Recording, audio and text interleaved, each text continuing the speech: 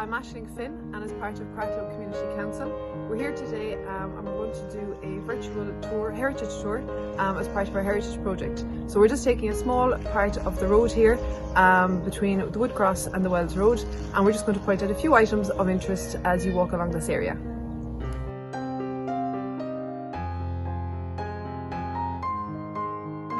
So we all know this place today as the Woodcross, built in the early 2000s. But before that, this was a shop, Neville's shop. Jimmy and Eileen Neville's house was here hard by the road. This is an original photo of Neville's shop in the 1960s. And before that, again, this was the local parish dispensary, which we know nowadays as a chemist. You can see the dispensary clearly marked out in the centre of this old map. Currently, to this day, inside the Woodcross bar, it is called the Cratloe dispensary, as you can see here in the photo of the inside of the Woodcross. Chemist. Okay, and it was a shop in the 60s and 70s. The local dispensary here at Cratloe Cross before that, which had moved initially from across the road, where we see our shop nowadays, which was also at one time the local RIC barracks as well. So there's an awful lot of history just here, and buried around the corner, underneath the frost today, there is a stone with special symbols on it that the Ordnance Survey would have done to show your height in feet above sea level. It's covered today by the frost, but there is even, and it was taken out of the old Neville's shop building, and it was put in by John Neville, Lord of Mercy, and him when they were building the Woodcross as part of the old historical feature. Would have been here before that. These markings that we can see here are known as benchmark stones. They were carved when British military began to survey Ireland in the 1830s.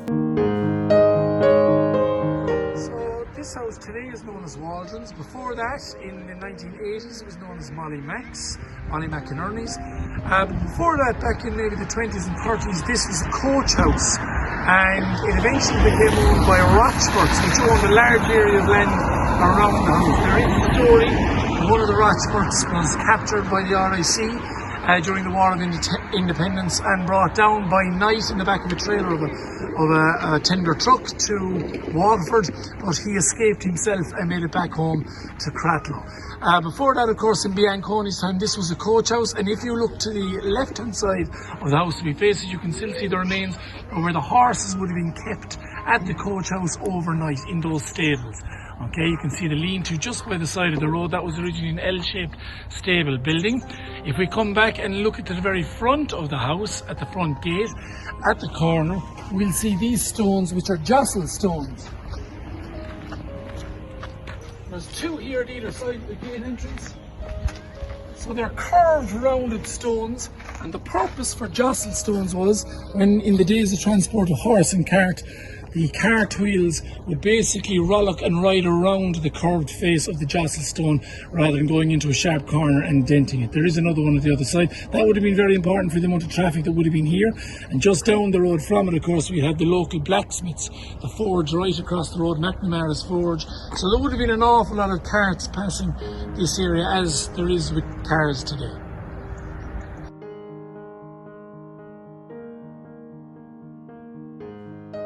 Stables sold for the coach house here as you're going down to the Well Road. A fairly big building, I'd say it was in its time, and it might have been twice the size of that originally. And you can see that it's built out of the local native sandstone, which is the native stone found in Cratloe. You can still see some of the windows in the building as well.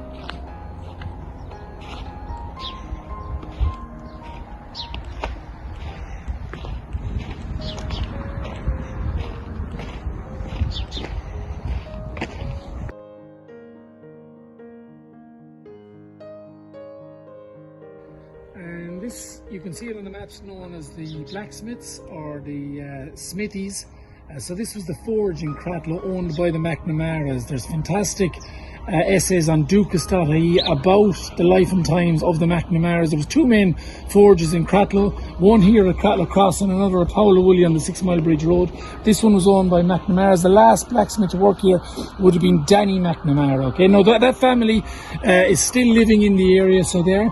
And I could be here all day if I told you some of the anecdotal stories about Danny McNamara. He was also a postman as well as a blacksmith in the area, and a very witty, sharp character as well. This is what's left of it here, just after Cratloe Cross.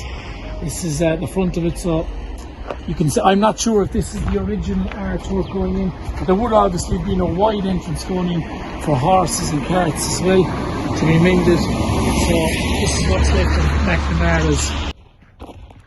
The walls going down along here would all have been possibly dug up from the railway line when they put that down in the 1800s, and you can see that it's local native sandstone as well, like all the old buildings you'll find in Cratloe.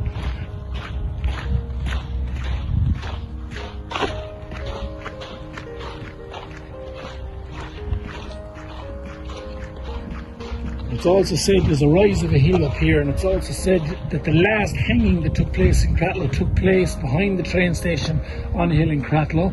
There's a little bit of it about it in a school project by Dan Liddy in the 1970s, and the man that was hanged was supposed to have been a Jones man. Now, they didn't say too much about it because Joneses were still in the area at the time. They have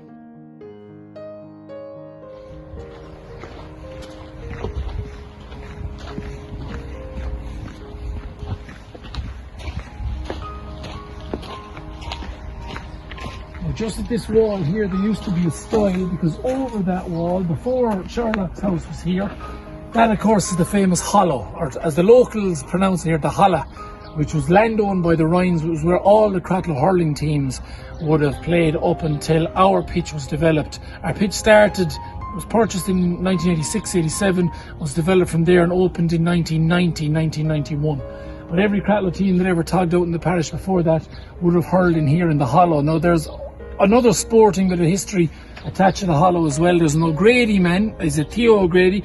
If you're going up through Limerick, where the Munster Fair Tavern is at the very, very top of the Fair Green past Mulgate Street, there's a big sign there for a weight. And that's a man from Ballybricken called O'Grady, who was, I think, maybe even an Olympic, but a world shot put champion. But apparently he broke a world record in there as well. There's a little bit more of information to be got about that. But apparently a great crowd came here to the hollow to see him try and beat a record for throwing the shot put. And he did. Again, the year I don't know, but there is a monument to that man inside at the very top of the Fair Green, where the Munster Fair Tavern is in Limerick. The stile would have been along here. Okay, people would have hopped that wall, gone up there and hurled for Cratloe all the way up as far as until 1990, 1991, when we opened the pitch that you see today, which was adjoining land from the hollow. I myself, I'm not 40 yet, but I was one of the last crowd, the young fellas, to hurl in there at underage.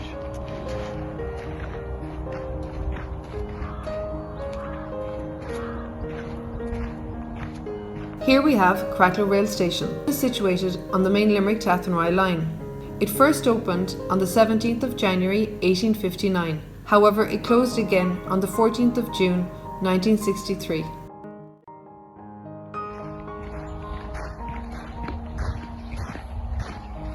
Now this house over here to the left hand side is actually not a house, it's two houses. It's split down the middle. You'll see the two front doors when we look in the door of it. Built in the local native sandstone, the real old style gates at either side.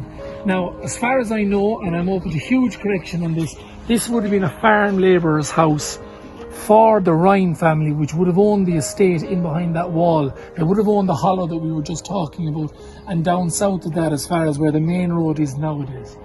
So as far as I know, they might have had a farm labourer on the farm that needed living quarters, and they might have had two, and this, I don't know if it still belongs to them, but I do know that the Quains, a well-known local family, would have lived down in the far down house here up until quite recently, okay, up until about 20 years ago, or maybe even only 15 years ago.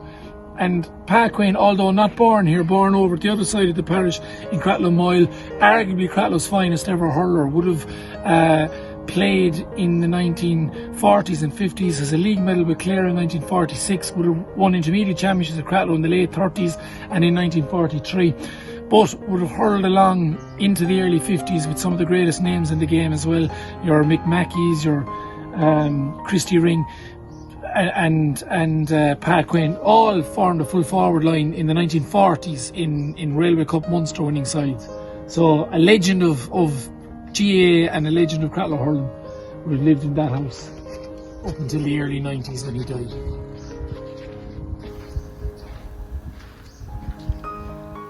If you look at older maps of this road, you will see a mass laneway up to the right hand side. These were all over Cratloe in order to enable people to access wells and the church. So this one was actually used to access the well that we're coming up to now on the left hand side.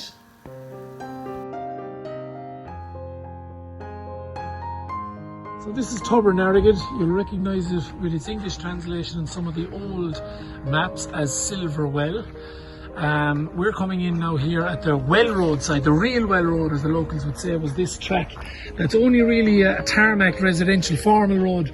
Maybe only about the last 30 years, late 80s, early 90s. Before that, it would have been a kind of a mud track leading down to Ballymorris Cross or Farley's before and after the dual carriageway. That was the real well road. Some people confuse the road we just came down as the well road because this is also on that, I suppose. But this is Tubernarrigid. So it's a spring, so it's fresh water, it's full all year round, and people would have brought horses and animals here for drinks in the past. We're coming in the horses entrance now, but if you look at the recently cleaned out flagstones here, this would have been the people's entrance up at the other side of it with the steps. Those steps were covered over till recently, you know. But you can see there's always a flow in it, and the spring goes off over that way, so it does. I hope you've enjoyed the short virtual tour of a small snippet of our parish here in Cratloe. We're open to correction on anything we've said, and any extra information that can be added to this we would really appreciate. And we really hope you've enjoyed this short walk with us. Thank you very much.